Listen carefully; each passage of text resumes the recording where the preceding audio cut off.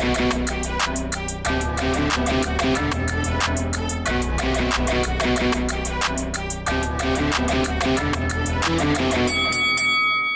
guys, welcome to Boxing Squad for boxing news and views from around the internet. It appears that the opponent for Dillian Whyte on the Anthony Joshua and Andy Ruiz Jr. rematch card in Saudi Arabia on December 7th is looking likely to be Mariusz Wok.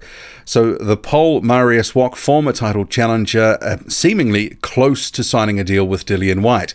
And that is so reported by Polish media, and apologies, I'm going to butcher this name. So I would just say that this gentleman is the international editor for FightNews.com. I just can't pronounce that, but apologies for that. But the translation of his tweet, Mariusz Wok versus Dillian Whyte at Joshua Ruiz 2, close, very close. And in terms of a short notice opponent, I can live with that. It's certainly Wok, his days of being a top contender are gone. He's not even a top 30 fighter anymore either. And he's looked progressively worse in the past couple of years. And gone are the days that you can get maximum credit from a Mariusz Wok win. And his chin, it's not necessarily as good as it used to be. But in the context of Dillian Whyte, who's been out of the ring since July, he's looking to come back, have a warm-up, and then obviously potentially walk into something next year. We'll have to see what happens with this whole situation with UCAD, because he won't want that hanging over his head if he was to go into a pay-per-view event in the UK that's he's topping the bill of.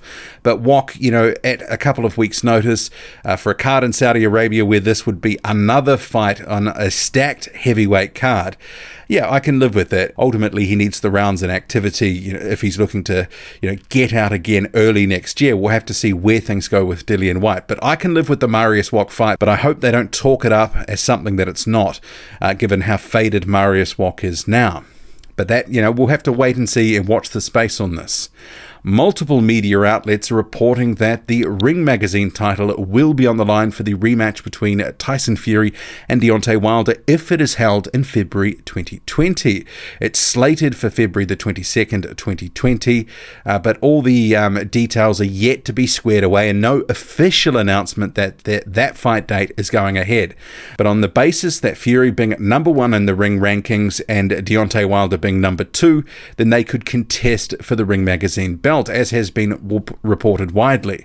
And you can see here on screen Tyson Fury has held that belt before. That was courtesy of his win over Vladimir Klitschko all the way back in 2015. So if it is on the line, that's another piece of hardware that they can contest.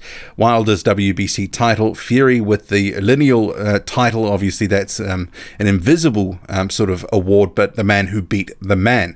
And no doubt the WBC would pile in behind with some other potential accolades as well, everyone wanting to get their pound of flesh and glory from that fight. So we'll see where things go with that, because obviously the question I had was, well, that would still be 3 months away. Does the winner of Joshua and Ruiz, do they, courtesy of their win on December 7th, because there's going to be a winner, or someone will, or Ruiz, if it's a draw, he retains the titles, would that elevate him into or Joshua, depending on the result, into the #2 spot and sort of put off this Ring Magazine title being on the line? It's a little unclear, because I couldn't really see anything on Ring TV about this whole situation, but it's been reported elsewhere widely. And just on Deontay Wilder from the weekend, he has surpassed Andy Ruiz Jr. for top spot in the BoxRec rankings. Wilder had previously been below Andy Ruiz Jr., who, courtesy of his win over Anthony Joshua in June, vaulted to top spot, which he's now lost to Deontay Wilder. But you can see here with the points, there's nothing really in it. So 756 points for Wilder, 754.9 for Ruiz Jr. So maybe Ruiz Jr., if he wins on December 7th, or even Anthony Joshua, we'll have to see what happens. He may be able to, one or either, could climb back to top spot. Moving on. Robert Helenius will make a return to the ring this weekend, a rather sort of late sort of notice fight that's been arranged. He'll be facing Mateus Roberto Osorio, and that will be in Estonia of all places. And his opponent, Osorio, he is 9 wins, 4 losses, 0 draws. And when you look at his record, and I had to note that the quality of this photo was terrible. Sort of looks something, from a very low-grade camera. He's a Brazilian. He has been fighting since 2013, but really there is nothing much on the resume. So it shapes as a return sort of warm-up fight for Helenius, who was sparked out by Gerald Washington a number of months ago. Very good performance by Washington, very brutal KO in a fight that Helenius really did have some success in. It was a back-and-forth battle, and the knockout almost came out of nowhere, but that was a sort of tough loss for Helenius, who obviously is going to sort of get a warm-up in this weekend. And I wanted to round out this video, and this is from Duco Boxing, the Facebook page, regarding their coverage or what they're saying in regards to Dubois and Parker. So Joseph Parker was promoted by Duco Events for, 7 years or so, until he joined Matchroom on a promotional basis back in the middle of this year. He had a fight against Alex Leopai that same month in June that he joined, and then he was scheduled to face Derek Chisora, and that would have been October the 26th. But Parker, he was the one to pull out from that fight from a suspected spider bite.